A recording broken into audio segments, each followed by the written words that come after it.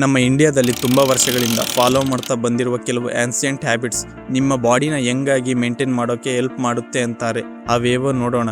Number 1, ಬ್ರಹ್ಮ ಮುಹೂರ್ತ ಅಂದರೆ ಸೂರ್ಯೋದಯ ಆಗೋಕ್ಕೆ ಮುಂಚೆ ಹೇಳೋದು. ಇದು ಮೈಂಡ್ನ ಫ್ರೆಶ್ ಆಗಿ ಇಟ್ಕೊಳ್ಳುತ್ತೆ, ಫೋಕಸ್ ಕೂಡ ಹೆಚ್ಚಾಗಿ ಮಾಡೋಕ್ಕೆ ಹೆಲ್ಪ್ ಮಾಡುತ್ತೆ. Number 2, oil pulling. Coconut oil ಅಥವಾ ಎಳ್ಳೆಣ್ಣೆಯಿಂದ ಮೌತ್ನ ಕ್ಲೀನ್ ಮಾಡೋದು. ಇದು ಮೌತ್ ಹೈಜೀನ್ಗೆ ಒಳ್ಳೆಯದು ಅಂತ ಕೆಲವು ಸ್ಟಡೀಸ್ ಹೇಳುತ್ತಿವೆ. ನಂಬರ್ 3, ಯೋಗ. ನಮ್ಮ ಆನ್ಸಿಯಂಟ್ ಯೋಗ ಬಾಡಿನ ಫ್ಲೆಕ್ಸಿಬಲ್ ಆಗಿ ಇಟ್ಕೊಳ್ಳೋದರ ಜೊತೆಗೆ ಸ್ಟ್ರೆಸ್ನ ಕೂಡ ಕಡಿಮೆ ಮಾಡುತ್ತೆ. Number 4, meditation and pranayama.